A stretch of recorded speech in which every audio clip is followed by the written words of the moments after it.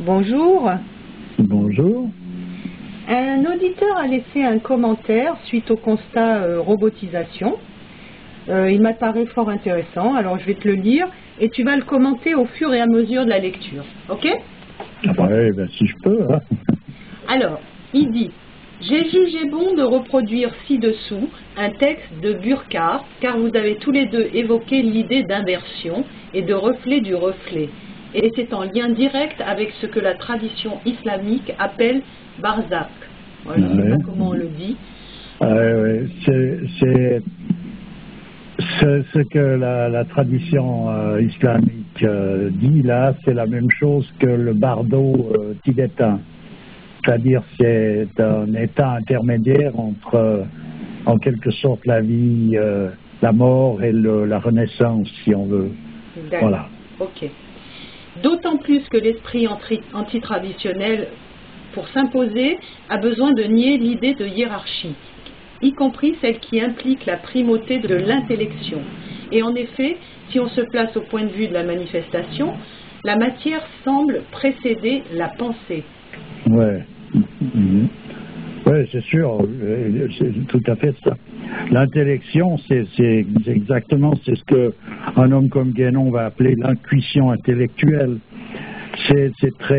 Actuellement, on dirait que c'est perdu de vue, ou c'est très difficile de saisir la signification.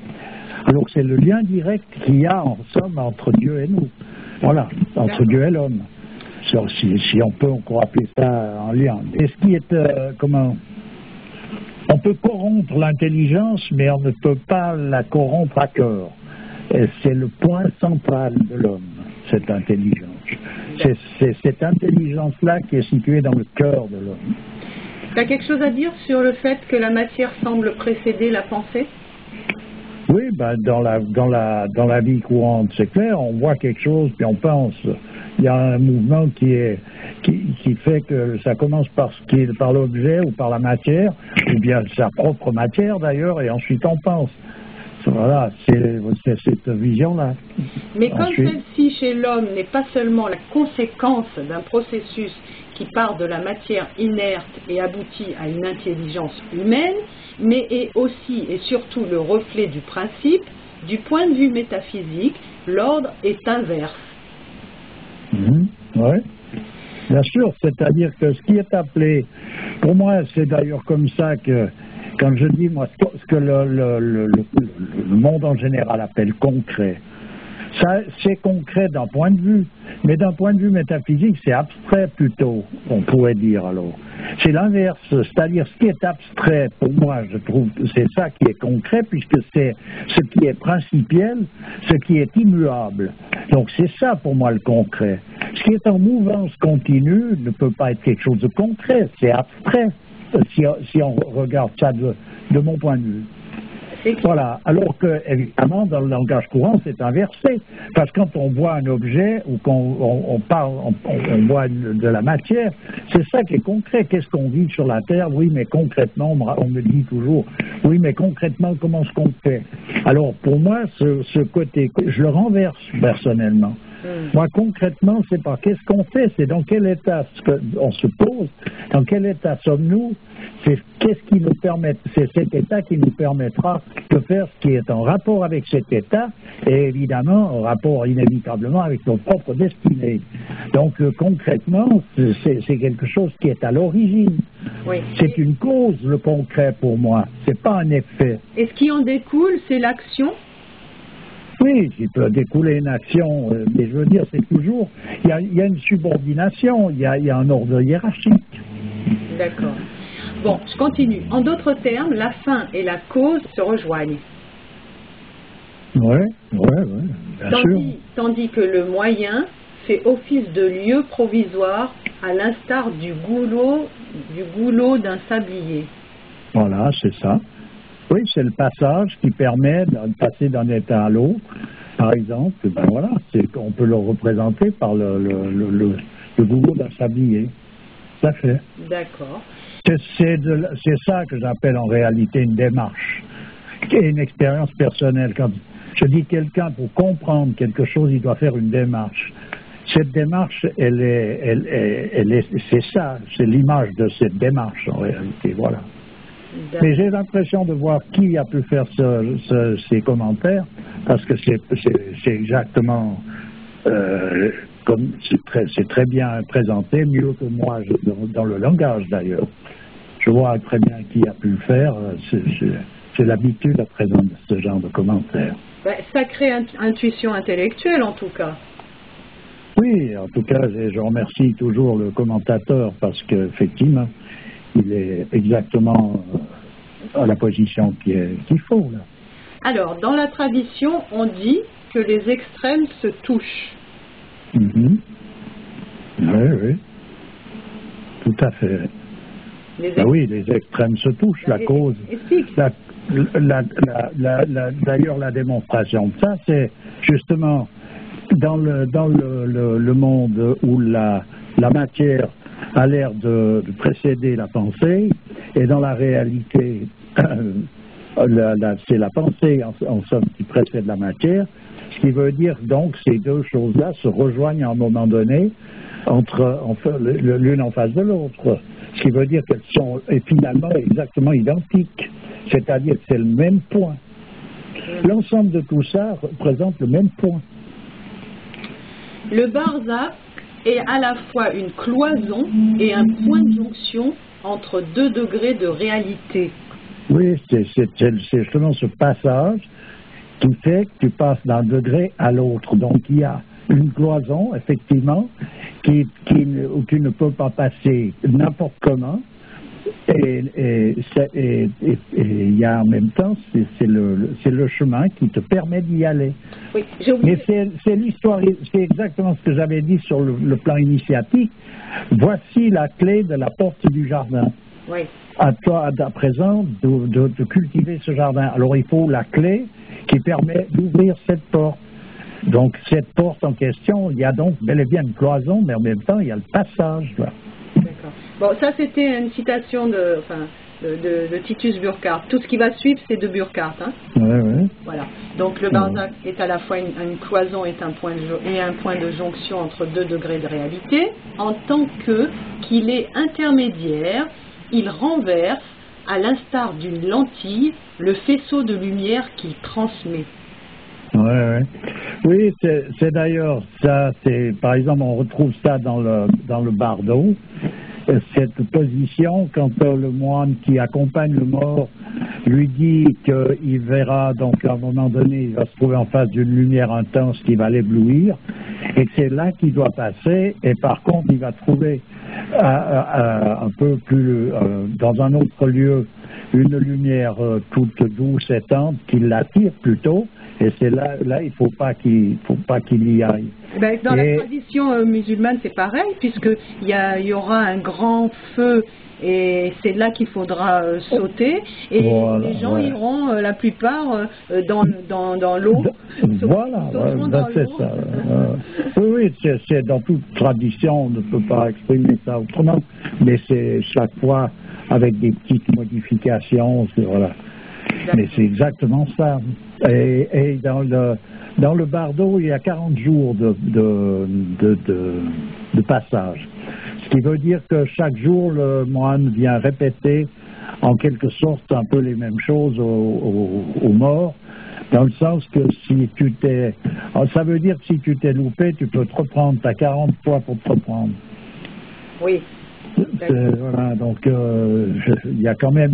C'est là où on voit les possibilités qu'il y a, donc à un moment donné, c'est là où on voit de nouveau la manifestation de la miséricorde qui surpasse la rigueur. Tout à fait. Voilà. Je continue. Dans la structure de la pensée, cette inversion se traduit par l'abstraction. Oui, ben c'est sûr, je veux dire, c'est ce que je disais tout à l'heure, l'inversion, c'est-à-dire... Pour renverser, moi, ce qui est appelé abstrait, pour moi, est concret, alors que, donc, après, il faut faire le mouvement soi-même de ça. Pour moi, ce qui est concret dans quelque chose, c'est la cause, ce n'est pas l'effet. Voilà, dans ma manière d'envisager les choses. À présent, il est clair qu'on peut considérer l'effet comme étant concret, Et alors, ça veut dire que partant de ce concret, il faut aller chercher la cause, puis on va l'appeler abstrait. Bon, peut-être, c'est comme ça que ça se fait couramment, mais personnellement, je n'arrive pas bien à voir ça comme ça. Donc notre manière d'analyser, la manière d'analyser de l'homme actuellement est totalement inversée finalement. Oui, c'est d'ailleurs plus que ça, c'est que c'est comme on l'a dit là, et que l'auditeur a refait la remarque, c'est l'inversion de l'inversion. Voilà, c'est devenu quelque chose qui est c'est de l'artificiel, ça rentre dans le domaine de la robotisation, c'est-à-dire que la pensée de l'homme n'est mue que par des considérations qui sont tronquées, qui sont le croisement entre l'homme et la machine. Voilà, donc là on est vraiment dans une impasse qui est terrible. Et c'est ce qui freinait ces choses-là. Quand j'ai parlé un jour du compagnonnage, le compagnonnage vu par comme il était, je ne sais pas actuellement où ils en sont, donc je ne vais pas me prononcer, mais je veux dire quand on voit le compagnonnage, pour moi la fin du compagnonnage que j'ai vécu, c'était entre les années 50 et 60, on voyait ces personnages, ils étaient dans une position où eux, ils avaient quelque chose de solide à quoi se tenir. Donc ils avaient leur métier et puis leur état de conscience, leur responsabilité à l'égard de ce métier qui était d'une intensité telle que c'était leur voix. C'est une véritable voix qui rentre d'ailleurs là dans le compagnonnage dans le cadre d'une voix chrétienne. Alors c'est pas rien que le fait de faire bien, de faire juste, d'avoir le goût du parfait, de ci, de là. Non, c'est une position exacte par rapport au principe fondamental de toute chose où tu dois te positionner. C'est pas de faire bien, tu dois te positionner en tant qu'homme. Donc voilà, ils apprenaient ça. C'est un mouvement initiatique, le compagnonnage. C'est pas rien que quelque chose avec des rites qui font rire un peu tout le monde ou qui sont incompris de la majorité des gens. Un rite, il a une importance capitale dans ce genre de situation-là. Puis il est représentatif exactement de cette position. Voilà. Et quand on dit d'un compagnon qu'il est d'équerre, qu'il est d'aplomb, qu'il est... Oui, je l'ai déjà dit, mais je peux le redire 100 fois de toute façon. Bon, je continue ? Je continue. Ouais. La pensée n'est capable de synthèse qu'en se dépouillant de l'aspect immédiat des choses. Ouais. Ah oui, faut enlever l'écorce de la vision première de chaque chose qui représente l'aspect illusoire. D'accord. Par rapport à la cause. Dans la mesure où elle se rapproche de l'universel, elle se réduit, pour ainsi dire, à un point. Oui, bien sûr. C'est ça. Mais c'est sûr. Attends, explique, parce que c'est clair pour toi. Eh bien là, c'est expliquer, c'est que je dirais que on va amoindrir l'expression là qui est parfaitement juste et qu'il ne faut pas rajouter quoi que ce soit.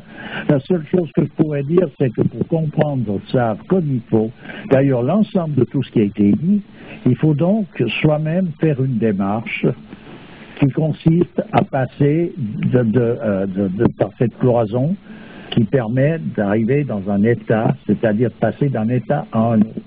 Donc c'est cette démarche en question qu'il faut faire. Bon, et l'histoire du point, on en reparle à partir de là, et il n'y aura plus rien à dire en principe. En fait, tout est contenu dans un point. Tout l'univers est contenu dans un point. Voilà, c'est de l'unité dans l'arithmétique. Le nombre 1, il est le début de tous les nombres, c'est lui qui constitue l'ensemble de tous les nombres. Il est le début du nombre qui ne finit pas. Donc, voilà, par analogie, quelque chose qui est vu là. Et dans l'islam, ce point, c'est le point du B de Bismillah. Tout est contenu dans le point du B de Bismillah. En tout cas, pour le monde occidental, ici, et d'une façon générale, je reparlerai un peu du compagnonnage, dans le sens que tout le monde est en souci pour sa jeunesse, pour les jeunes gens, etc. Sorti d'un cadre tel qu'un cadre compagnonique, actuellement, je ne vois pas ce qui est offert pour mettre les jeunes gens d'aplomb. Alors, une école coranique, bon, c'est vrai que c'est voilà quelque chose, mais il n'y en a pas beaucoup. C'est difficile de mettre ça en place aussi. Alors, bon, disons que voilà, le compagnonnage, il permet d'avoir un métier comme support. Et ce métier comme support, il est nécessaire parce qu'une spéculation, quelque chose de purement spéculatif, il n'y a qu'à voir ce qu'est devenu la franc-maçonnerie à partir du moment où elle a perdu son côté opératif. C'est qu'on part dans n'importe quel décor et puis après on positionne les différentes connaissances sur n'importe quoi, etc. Ça devient n'importe quoi. On peut l'utiliser d'ailleurs, il n'y a qu'à voir des mouvements comme le communisme qui a été un truc infernal et calqué à quelque part sur la religion. Le nazisme même est calqué sur quelque chose de valable au départ. Donc on peut faire des comment est-ce qu'on dit ça, des passages là d'une chose à l'autre, inconsidérément. On peut aiguiller ce qu'on appelle les noix sur un bâton. D'ailleurs, on le voit sur un dessin. On peut dessiner des noix aiguillées sur un bâton. Pas de problème. On peut les peindre, elles sont belles, magnifiques, elles sont presque en train de tomber. Si on on peut les mettre en position, elles sont aiguillées, elles sont dessous le bâton, même s'il faut, pas de problème. Mais dans la pratique des choses, dans la réalité des choses, non, c'est pas possible. Alors donc, un métier, il rétablit l'équilibre de cette déviation de la pensée. Parce qu'on est obligé d'être d'équerre. Donc on ne peut pas commencer à partir dans je ne sais pas quel décor. Il y a un tas de décors où on peut aller, mais l'absurdité, elle est exclue parce qu'à partir du moment où on n'ajuste pas les choses comme il faut dans un métier, dans la charpente par exemple, eh bien, la charpente elle ne tient pas. Donc ça ne tient pas debout le truc. Ouais. Donc c'est une absurdité. Okay. Voilà. Tu comprends? Donc voilà là, pourquoi il est nécessaire d'avoir une pratique de quelque chose, ou bien alors on est l'intellectuel pur, c'est un métaphysicien, c'est donc un personnage, c'est un contemplatif, c'est un métaphysicien. Sorti de là, il n'y a pas d'intellectuel autre que des personnages qui sont pour pouvoir éviter l'absurde, sont obligés d'être dans une pratique, dans un métier, dans une occupation. Bon, je suis obligée de te couper, on va faire une suite, parce qu'il n'y a plus de temps là. À tout de suite.